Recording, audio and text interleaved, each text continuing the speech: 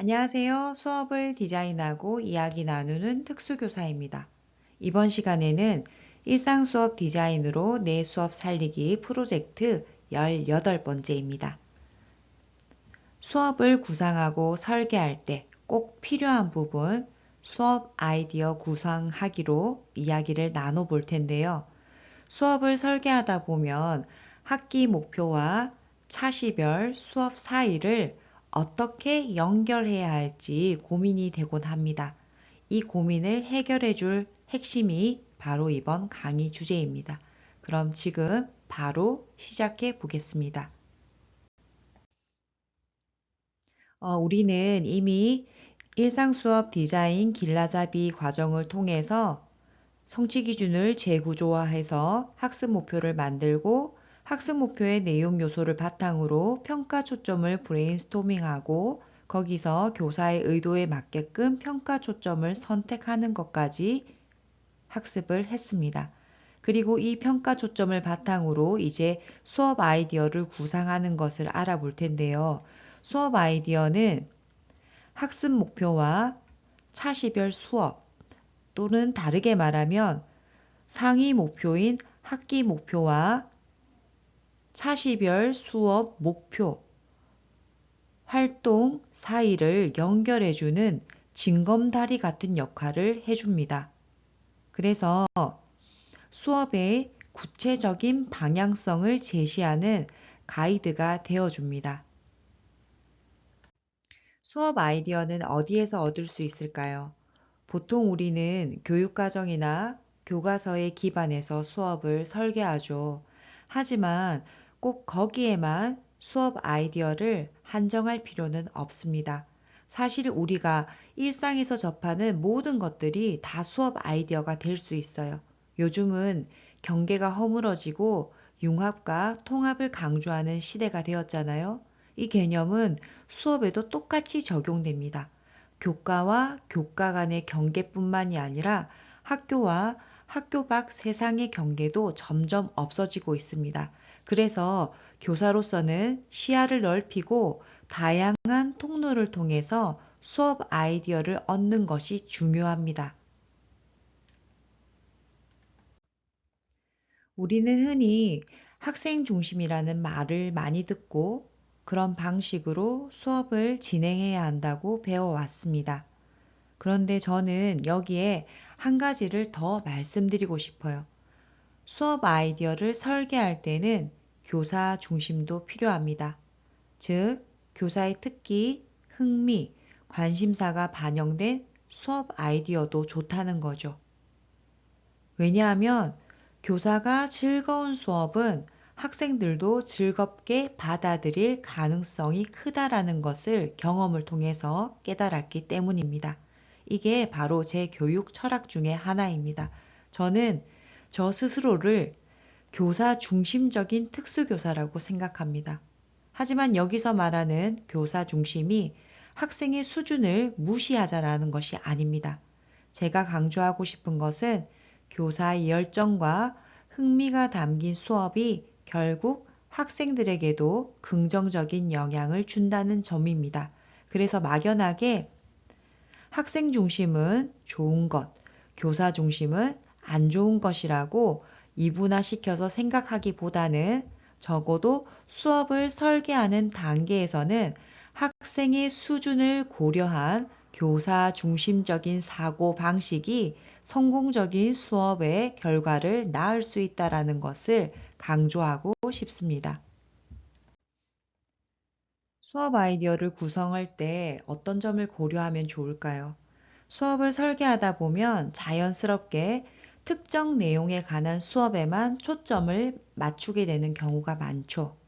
긴 호흡으로 이어지는 여러 차시의 수업을 설계할 때에는 조금 더 다양한 구성 방식을 고민해 볼 필요가 있습니다. 저는 여러 차시의 수업 설계를 코스 요리에 비교하며 생각해 보았습니다. 예를 들어서 우리가 스테이크 전문점에서 스테이크를 먹으러 가지만 바로 이 메인 요리만 먹는 것이 아니죠. 입맛을 돋구기 위해서 에피타이저를 먹고 식욕이 돋구어졌을 때 메인 요리를 음미하면서 먹습니다. 그리고 뒷 입맛을 깔끔하게 하기 위해서 디저트로 여운을 즐깁니다. 교사가 설계하는 1년의 수업도 이런 과정을 거쳐야 합니다. 에피타이저, 동기 유발 수업 설계입니다. 먼저 수업 초반에는 학생들의 흥미를 끌고 동기를 부여하는 수업을 넣어보는 겁니다. 마치 입맛을 돋구는 에피타이저처럼요. 이 단계에는 학생들이 배움에 대한 기대감을 갖게 만드는데 초점이 있습니다. 두 번째, 메인 요리입니다. 중심 수업을 설계하는 건데요. 이제 수업 설계의 핵심이 되는 메인 수업을 구상합니다. 이 단계에서는 배움의 주제에 대해서 깊이 탐구하고 학생들이 주어진 과제나 활동을 통해서 학습 목표를 달성할 수 있도록 합니다. 세 번째, 디저트, 정리 및 활용 수업 설계입니다. 마지막으로 배운 내용을 정리하거나 실제 상황에 적용해 보는 수업을 추가해 보는 겁니다. 마치 디저트를 먹으면서 식사의 여운을 즐기듯 학생들이 배운 것을 되돌아보고 활용할 수 있는 기회를 제공하는 것입니다. 이런 흐름으로 수업을 구성하기 위해서 저는 비포, 메인, 애프터라는 개념을 사용해 봤습니다. 이것을 조금 더 구체적으로 설명하자면 비포는 배움 탐구 단계입니다. 학생들이 주제에 대해 호기심을 갖도록 간단한 탐구 활동이나 흥미로운 자료를 제시합니다. 예를 들면 동영상, 퀴즈, 질문 던지기 같은 방법들이 있겠죠. 그리고 이제 메인, 배움, 표현 단계입니다. 이 단계에서는 주제와 관련된 중심 활동을 진행합니다. 학생들이 직접 참여하고 배우고 표현할 수 있는 시간을 충분히 제공합니다. 마지막으로 애프터, 배움 활용 단계입니다. 배운 내용을 실생활에 연결하거나 창의적으로 확장해 보는 활동을 넣습니다. 예를 들면 배운 개념을 적용한 프로젝트, 발표 또는 협업 활동 등을 시도해 볼 수 있습니다. 실제 수업 사례를 예로 들어 보겠습니다. 성취기준 구미술 03-03을 재구조화해서 학습 목표를 만들었습니다. 여러 가지 방법으로 작품을 감상하고 느낌을 표현한다 라는 성취기준을 가지고 여러 가지 방법으로 몬드리안 작품을 감상하고 느낌을 표현한다. 보시면은 성취 기준에 몬드리안 작품이라는 단어가 추가되었습니다. 이제 요 학습 목표의 메인 활동은 몬드리안 작품을 여러 가지 방법으로 감상하고 표현하는 것이 되겠죠. 그래서 비포는 배움 탐구로서 몬드리안 화가의 생김새, 국적, 성별 등과 같은 정보를 탐색하고 몬드리안 대표 작품의 특징을 학생들과 함께 살펴보는 시간을 가졌습니다. 그리고 메인입니다. 메인은 아까 말씀드렸다시피 여러 가지 방법으로 몬드리안의 작품을 감상하고 표현하는 것이 되겠죠. 그래서 색연필, 마스킹 테이프, 수채 물감, 계란판 등의 재료와 용구를 사용해서 다양한 방법으로 몬드리안의 대표 작품을 재구성하고 감상하는 활동을 진행했습니다.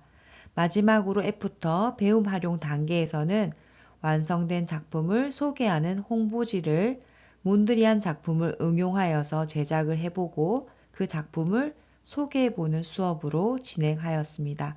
이렇게 수업 아이디어를 비포, 메인, 애프터로 설계를 하면 여러 가지 장점이 있습니다. 첫 번째, 학생의 참여도가 향상됩니다. 처음부터 끝까지 다양한 활동들이 이어지면서 학생들이 더 몰입하게 됩니다. 두 번째, 학습 흐름이 강화됩니다. 배움을 탐구하고 표현하고 활용하는 자연스러운 흐름을 통해서 학습 효과가 극대화될 수 있습니다. 그리고 마지막, 기억에 남는 수업이 가능합니다. 수업의 시작과 끝이 뚜렷하기 때문에 학생들에게 강한 인상을 남길 수가 있습니다. 그래서 이런 수업이 가능한 것은 성취 기준을 재구조한 학습 목표를 바탕으로 평가 초점을 구체화하고 거기에 따라서 비포, 메인, 애프터, 배움 탐구, 배움 표현, 배움 활용에 근거해서 수업 아이디어를 내었고 그것을 바탕으로 수업을 진행했기 때문에 가능한 것입니다. 이번 강의 내용을 간단히 정리하면 수업은 에피타이저, 메인 요리, 디저트처럼 단계적으로 구성하고 그 안에서 학생들이 배움을 탐구, 표현, 활용할 수 있는 활동을 배치하는 것이 중요합니다. 이렇게 수업을 설계하면 아마도 여러분의 수업이 훨씬 더 체계적이고 즐거워질 것입니다. 그럼 이번 강의는 여기서 마치겠습니다. 오늘 내용이 도움이 되셨다면 구독과 좋아요 부탁드립니다. 감사합니다.